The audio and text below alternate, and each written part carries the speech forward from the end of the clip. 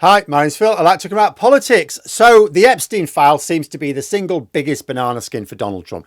You would think his tariff stoking inflation higher than necessary, or the subsequent cost to investment and jobs, maybe the attempt to remove healthcare or destroying agricultural exports.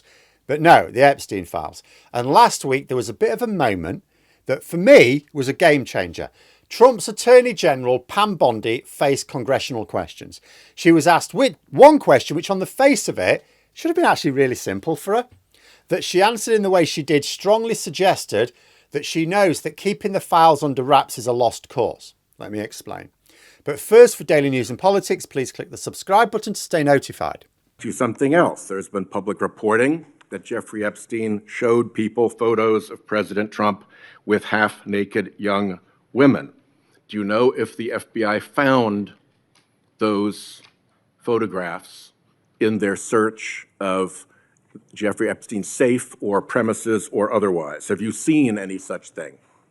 You know, Senator Whitehouse, you sit here and make salacious remarks, once again trying to slander President Trump left and right, when you're the one who was taking money from one of Epstein's closest confidants, I believe, I could be wrong, correct me, Reid Hoffman, who was with Jeffrey Epstein on multiple occasions. And the senator sitting right next to you tried to block the flight logs from being released. Yet you're grilling me on President Trump and some photograph with Epstein? Come on. The question is, did the FBI find those photographs that have been discussed publicly by a witness who claimed Jeffrey Epstein showed them to him? You don't know anything about that. So the question was actually really very soft, and there was no real follow-up either. There was no badgering of her. The senator only asked if Bondi had seen such photographs as uncovered by the FBI. Trump would have preferred it if Bondi had just said, no, not at all. She could have said no. So why didn't she? Well, people will say, well, if she lies in answering congressional questions, she faces prosecution, right? But does she? Let's consider what needs to happen for her to face legal consequences for having answered no to that question. First of all, it would have to be proved that she had seen the photos. So the photos existing doesn't prove she lied. Credible witnesses would need to testify that she had seen them, or at least told her of their existence, right? But that's not all. To even begin to accuse her of lying, the photographs would first have to emerge in the public domain. But that can only happen if the Epstein files are released, and if they are released unredacted. This answer tells us that Pam Bondi at least thinks she doesn't have confidence she can keep the Epstein files under wraps forever. Yet that's exactly what her boss expects her to do. Has she told Trump that the files are going to have to be released at some point? Because if so, why is he still resisting? If they're going to have to be released, better to do it when it's your decision than being seen to be forced into it. Because then that makes any references to you in them look more suspicious. So is Bondi still telling Trump she's going to keep the Epstein files from the public or not? If she is, why didn't she just deny to the senator? If those files never get released, she can say what she likes risk-free. If she's told Trump she can't hold on to them forever, then can she at least curate Trump references out? At the very least, can't she make those photographs disappear? Because even if the Epstein files are released, if those photographs are not part of the bundle, she's still in the clear. Now, that response means that Bondi not only isn't confident she can keep the files under wraps, she doesn't even think she can make a few photographs disappear either. And if you're thinking, well, maybe she's thinking long term, maybe she's thinking of a future government releasing them after Trump's time. Even that raises questions. First of all, Trump's plan is that there will be no future government. He will rule America for the rest of his life.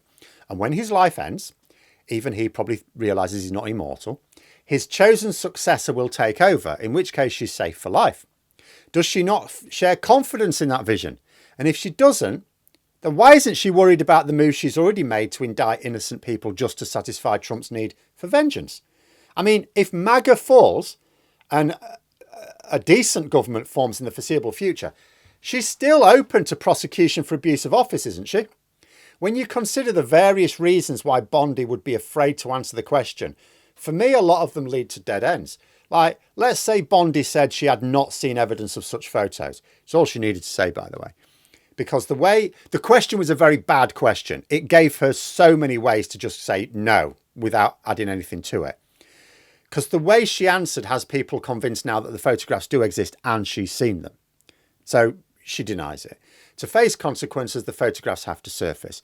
That means the Epstein Files must be released and she's unable to get those photos to be removed. Or to meet with an unfortunate accident with the office shredder, right? Oh, sorry. Oh, I thought that. Oh, no, I've shredded the photos. Sorry. I thought it was something else. Even then, some people have to testify that she knew about them. That seems unlikely in the current political climate. Even if Bondi and Trump can't stop the release of the files and the photographs, surely no FBI agents are going to risk upsetting a vengeful king by testifying against one of his barons. So Bondi would just be able to say, well, I hadn't seen them, right? But I haven't seen every file. I can't personally go through every file. And no one drew it to my attention. That's all she'd have to say. Unless Bondi thinks the following: that she can't indefinitely prevent the release of the incriminated photographs, and that when they are released, she will be the target of Trump's vengeance. That he will not bother to protect her, and in fact may not mind seeing her prosecuted for failing the king. Because the way I look at it, Bondi is already potentially committing indictable offences by engaging in Trump's political witch hunt. If she were worried about a future Democrat government, she would also not be indicting innocent people without evidence. This suggests to me that she doesn't fear consequences from her opponents, but from her own side. She thinks Trump will think harshly of her if she can't stop the release of the files, or at least edit him out of them. And she clearly doesn't think much of her ability to do as he wants. So one refusal to answer a question, a very open-ended question that was easy to wriggle out of, when you follow all of the logical threads from it, leads to some really quite interesting conclusions. Especially, as I say, the senator didn't even push her. He didn't ask her again. He didn't say, hang on a minute, you're stonewalling here. Answer the question. Answer the question. He didn't press her on it. He left her lots of wiggle room, and she didn't even take advantage of that. But let me know what you think in the comments below. For more content, you could subscribe to the channel or even join for access to streams and behind the scenes updates. Thanks for watching, and until next time, I'll see you later.